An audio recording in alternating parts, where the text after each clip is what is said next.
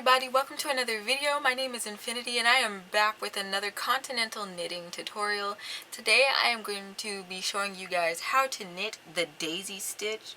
It's technically considered a brioche stitch, which is interesting. It gives you this very lovely raised pattern. I think that this pattern is worked best in multiple colors, but I really like how it came out with the green. This light sage color in this daisy stitch I think would look absolutely stunning together with a nice cable running through the fabric, but that's just my mind. We're not going to design anything today. It's fairly stretchy horizontally. I don't know so much about the vertical stretch. I guess it's okay. It's good for blankets and scarves. You guys know me, I like to design garments, so I would even make a sweater or cardigan out of it. Nonetheless, it's not that hard to get into. I do consider this to be an intermediate stitch, so if you do know how to cast on pearl stitches together, yarn over, and things like that, then this is a good tutorial for you guys. It's not super complicated, so without further ado, I'm going to jump right into the tutorial. Alright, to begin this stitch, we are just going to cast on in multiples of 4 and then add 1. So I think for this swatch, I'm going to do 16 stitches plus 1, so for a total of 17. So there's 2. If you're unfamiliar with how to get started with knitting and you want to learn in the way that I am knitting, which is Continental style, then you can check out my knitting how-to playlist back on my channel. 19. And for a change, I did not over measure the tail. Alright, so to begin row 1, we are going to start off with a knit stitch.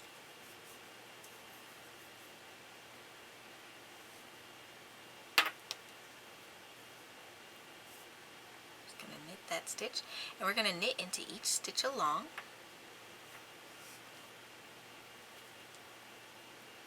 For the entirety of row 1.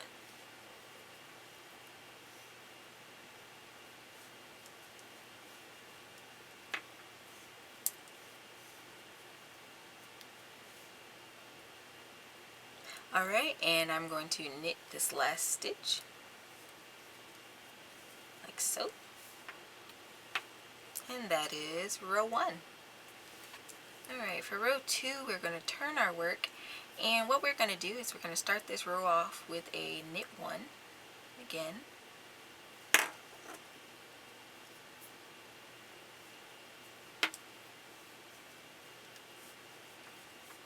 Alright, and what we're going to do here is we're going to purl 3 together, so we're going to bring our yarn to the front, okay?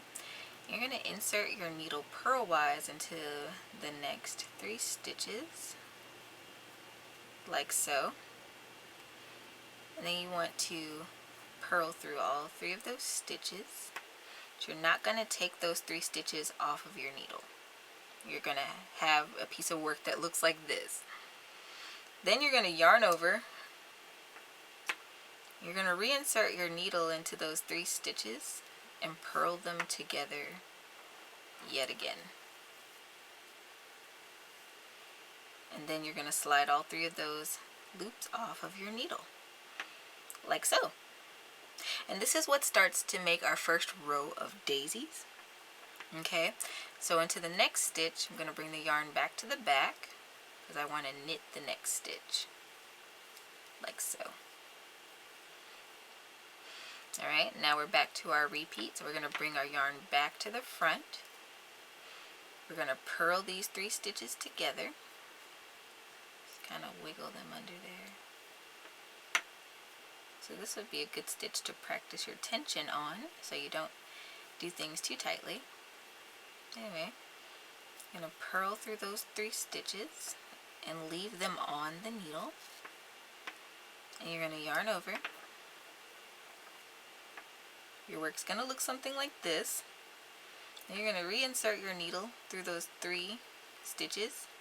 You're going to purl into those yet again. And then you're going to slide all 3 of them off the needle. Just like that. And you're going to repeat this all the way across row 2.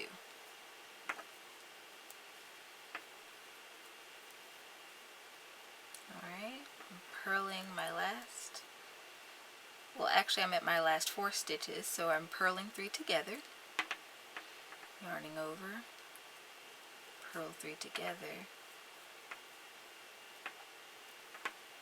I'm going to slide those 3 stitches off my needle, and then I'm going to knit into my last stitch.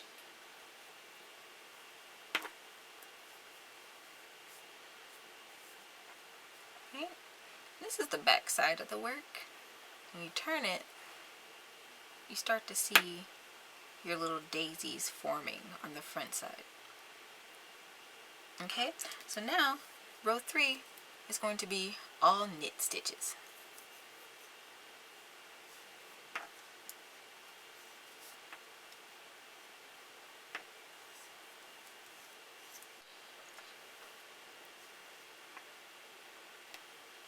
Alright, gonna knit these last 2 stitches.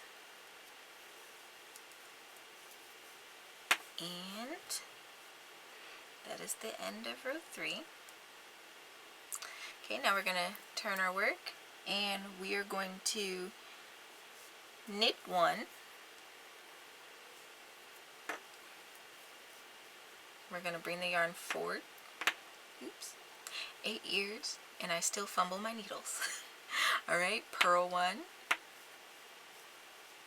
And we're going to knit 1. Okay, and this just offset our daisy pattern, which gives us that unique texture on the front of the work. So now what I'm going to do is start my repeat. So I'm going to bring the yarn forward, and I'm going to purl 3 together.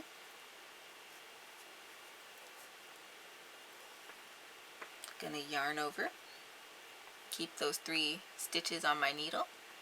Going to reinsert my needle purlwise and purl through all 3, and then I'm going to pull those purls off of my left hand needle. Then I'm going to move the yarn back to the back and knit 1, and I'm going to repeat this all the way into my last 2 stitches. So again, bring the yarn forward,